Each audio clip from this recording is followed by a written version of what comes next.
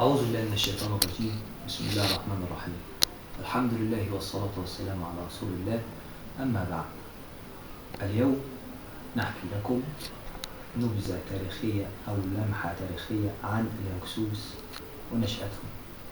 قد اختلف المؤرخون جميعا عن الهكسوس ومن هم ومن أين جاءوا.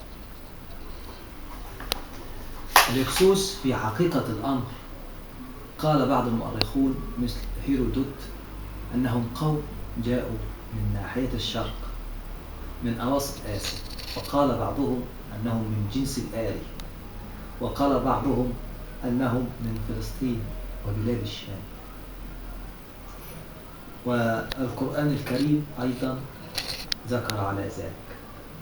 تعددت التفسيرات حول دلالات تسمية الهكسوس، وذكر مانوتن السمنودي وهو المؤرخ المصري أنهم كلمتان يعنون هيك سوس ومعناها الملوك الرعاة، وفي معجم اللغة العربية البائدة وهي لغة أهل اليمن القديمة معناها المغتصب الأسيوي. هيك سوس، هيك مختصرة من كلمة هتك، هتك العرض أي اختصر، وهنا يشبه المصري القديم أن الذي يأخذ أرضه هو اغتصب أرضه واغتصب عرضه، وليس الأرض فقط.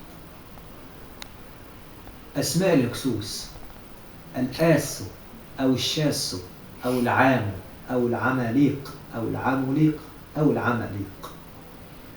ذكر في المدونات السومرية، المدونات السومرية اللي هي حضارة سومر التي في العراق، باسم العامو أو الآموران، والبرديات المصرية اسم العامو.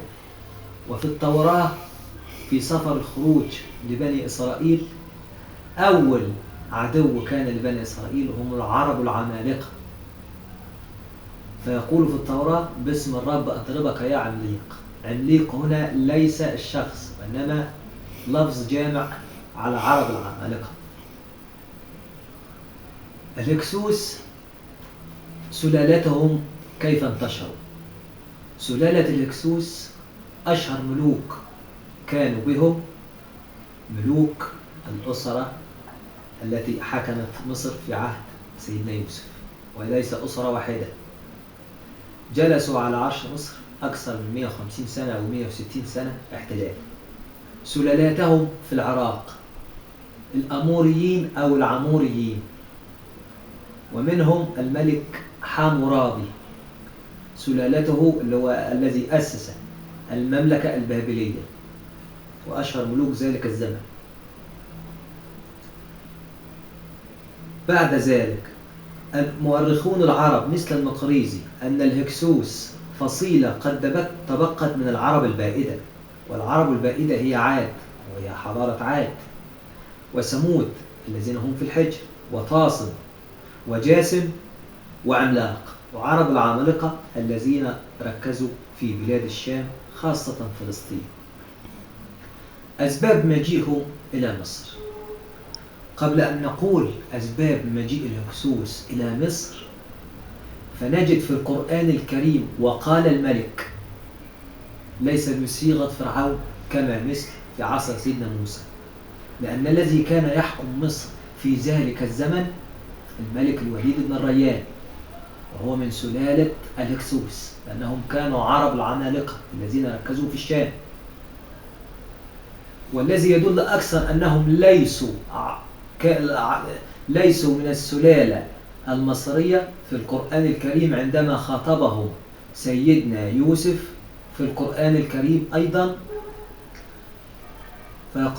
فيقول أتذرون بعلا الذي يؤرخ ويتخصص ويبحث في الحضارة المصرية القديمة يجد أن الهكسوس عبدوا المعبودات الفينيقية، ولغاية دلوقتي حتى الآن في معبود اسمه معبود بعلبك، ومدينة باسمه هناك في فينيقيا، وفينيقيا هي الآن جزء من بلاد الشام وهي لبنان.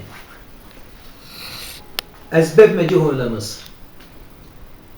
سبب مجيئهم إلى مصر أحسوا أن مصر ضعيفة ضعف سياسي، وقوة حكام الأقاليم، ضعف الملك، الفساد الإداري.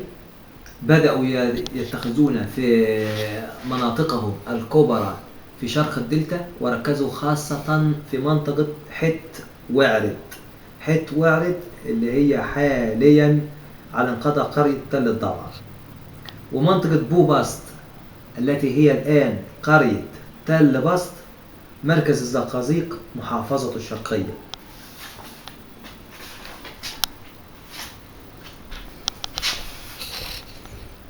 كيف جاءوا إلى مصر؟ الكسرة العددية، التسلل على شكل هجرات بشرية. إيه الكسرة العددية؟ سكان مصر في ذلك الزمن كانوا 120,000 أو 130,000، وهم كانوا بدأوا في التجارة الأول بسيط، بعد كده بدأوا هجرات بشرية ضخمة للعمل والكسب. لما حسوا أن ملوك مصر ضعفوا كاملة بدأوا يسيطروا، حتى حدثت معارك في مصر الوسطى في الإقليم 19 لمصر العليا، وبدأوا حتى إقليم الأشمونين وإقليم القوصية. الأشمونين وهي الآن مركز ملوي محافظة المنيا، والقوصية هي الآن مركز القوصية محافظة أسيوط، وانتهى ملكهم إلى ذلك. أما المناطق اللي سيطروا عليها فعليا كانت الوجه البحري، جميع الأقاليم الوجه البحري، وخاصة منطقة منف.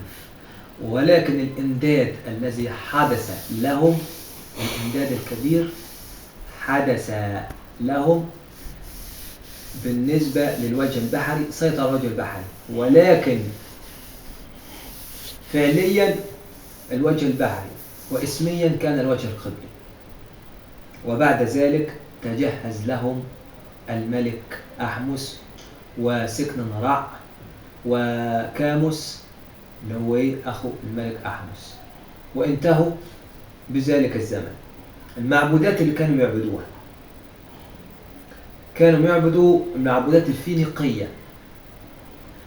الفينيقية زي قلنا الإله بعل. معبودات آسيوية اسمها عشتار اللي هي الآلهة عند العراق. بعد كده معبودات مصرية مثل رع وآمون.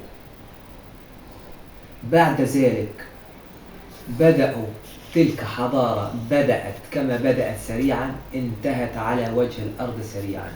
بدأ كاموس يأخذ في تصفيتهم ويجهز لهم. بدأ الملك أحمس بجيش ضخم يجهز طيبة وهي الآن محافظة الأقصر، ويجهز ملوك الصعيد خاصة منطقة أسوان ومنطقة قبطس وهي الآن مركز قفط محافظة قنا. وبعد ذلك جهز أبيدوس وهي الآن منطقة تبع البلينة أو ما بين جرجة محافظة سوهاج ومناطق إخميم. ثم بعد ذلك آسوتي اللي هي الآن أسيوط. وبعد ذلك الأشمونين اللي هي تبع مركز ملوي محافظة المنيا. بعد ذلك البهنسة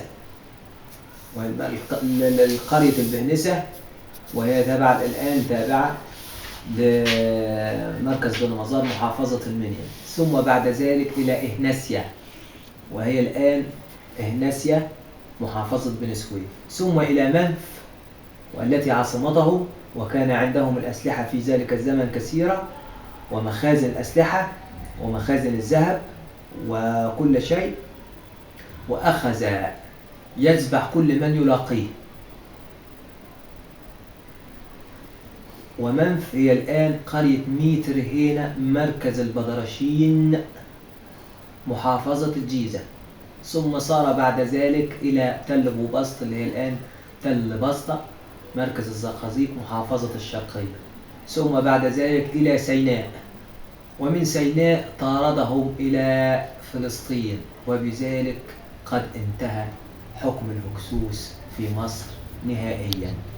وبعد ذلك كونت مصر واتخذت سياسة بدلا من الدفاع الهجوم، وكونت إمبراطورية ضخمة تمتد من حدود العراق وحدود الشام شرقا إلى برقة وليبيا غربا إلى الشلال الرابع اللي هي مناطق أثيوبيا حاليا.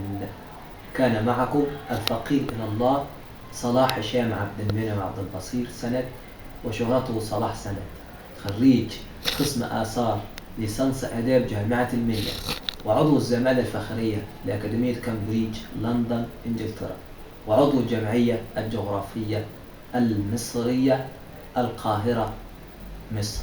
السلام عليكم ورحمة الله وبركاته.